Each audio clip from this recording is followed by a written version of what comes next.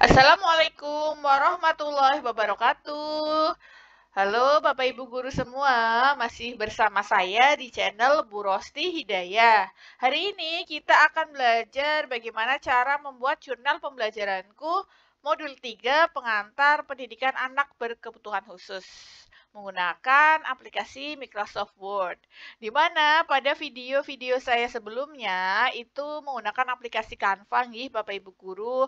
Makanya mungkin Bapak Ibu guru yang baru menyaksikan video saya sebelumnya mesti ada yang komentar begini, Bu, bukannya menggunakan Microsoft Word, Bu, mohon maaf, bukannya aplikasi Canva itu tidak diperbolehkan. Seperti itu, nggih, Bapak Ibu guru. Jadi, saya membuat melalui aplikasi Canva itu sebelum adanya aturan terbaru 3 hari yang lalu, seperti itu.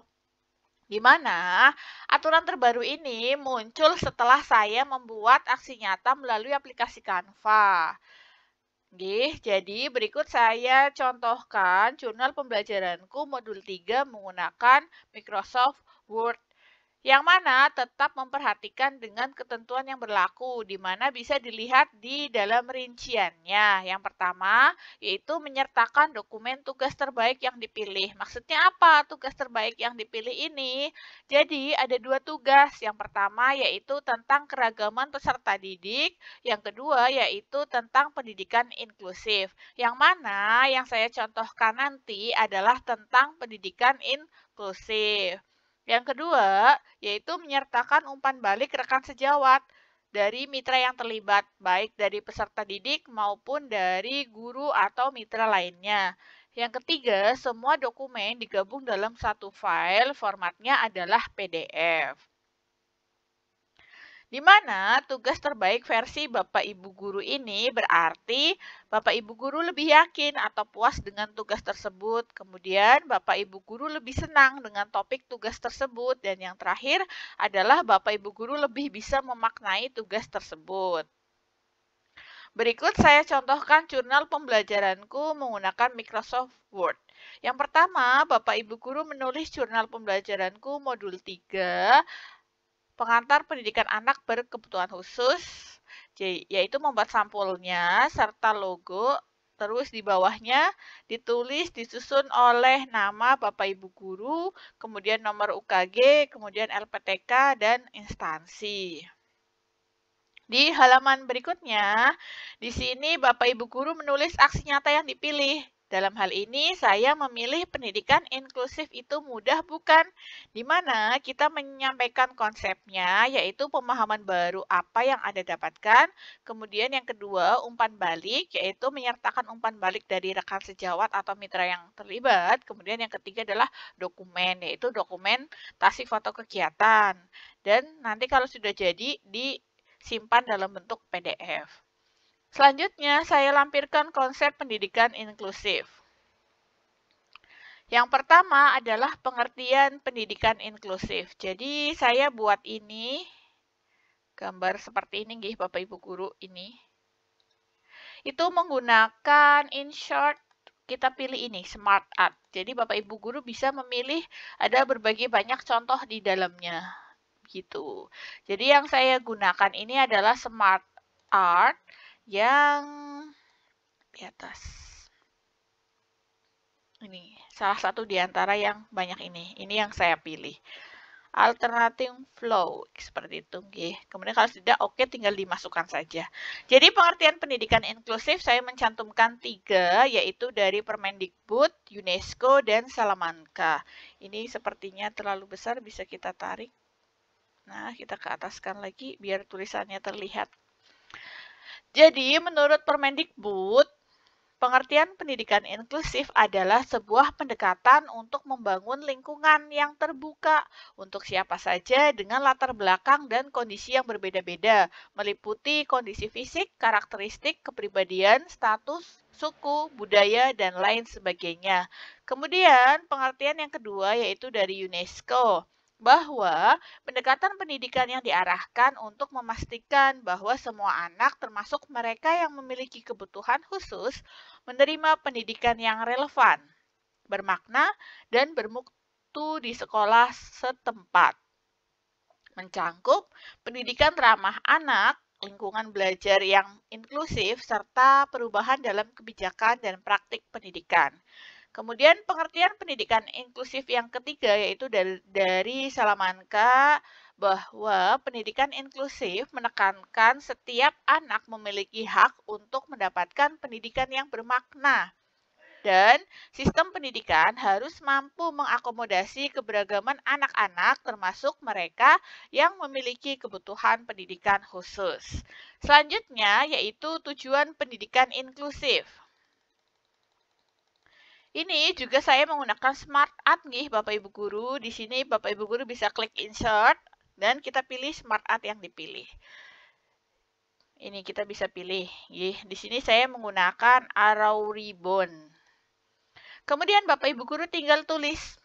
Tujuan pendidikan inklusif itu ada dua. Yang pertama, memberikan kesempatan yang seluas-luasnya kepada semua peserta didik yang memiliki kelainan fisik, emosional, mental, dan sosial, atau memiliki potensi kecerdasan dan atau bakat istimewa untuk memperoleh pendidikan yang bermutu sesuai dengan kebutuhan dan kemampuannya. Kemudian tujuan yang kedua yaitu mewujudkan penyelenggaraan pendidikan yang menghargai keanekaragaman dan tidak diskriminatif bagi semua peserta didik.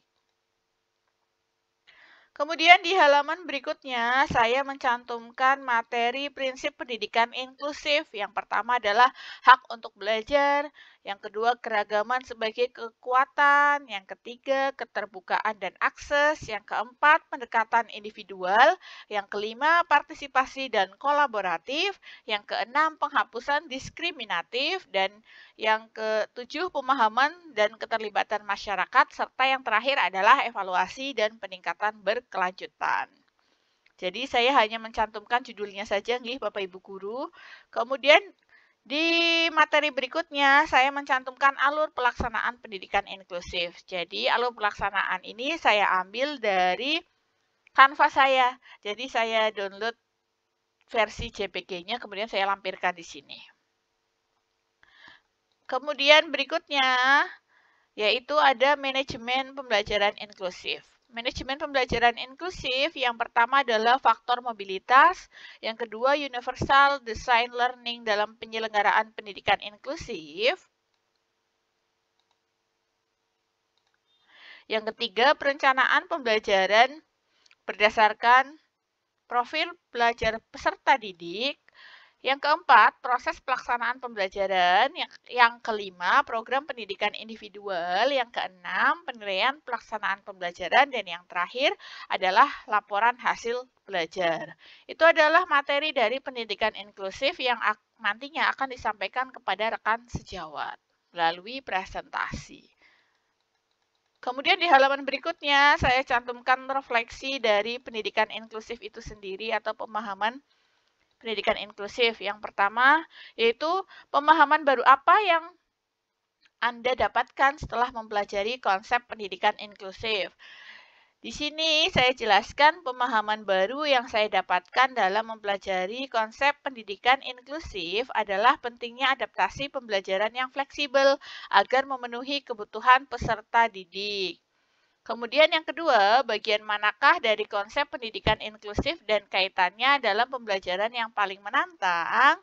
Saya jelaskan, yang paling menantang adalah peran masyarakat, di mana warga masyarakat menganggap peserta didik berkebutuhan khusus ini merupakan individu yang perlu dikasihani dan merepotkan.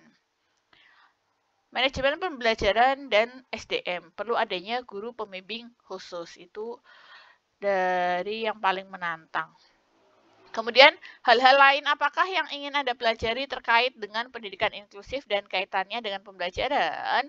Yang ingin saya pelajari terkait pendidikan inklusif adalah bagaimana caranya mengajar ketika kita memiliki peserta didik berkebutuhan khusus yang beragam.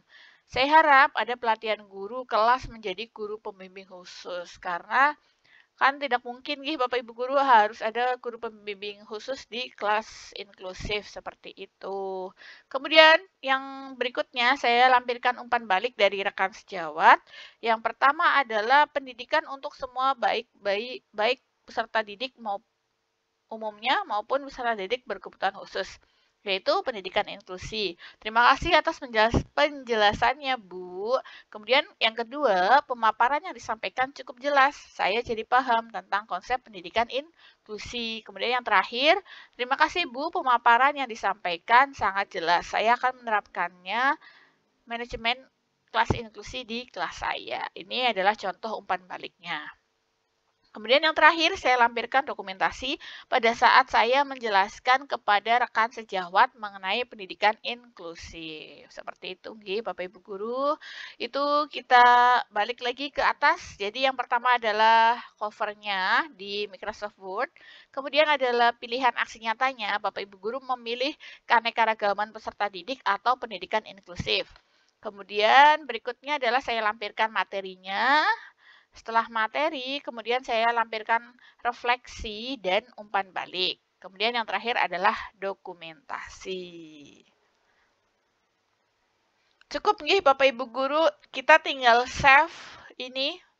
Kita pilih file, kita pilih save as, kemudian kita ganti save as tipenya menjadi PDF. Kemudian klik save. Nanti formatnya sudah PDF seperti itu. Cukup nih Bapak Ibu Guru. Mohon maaf apabila ada salah-salah kata karena memang saya hanya manusia biasa.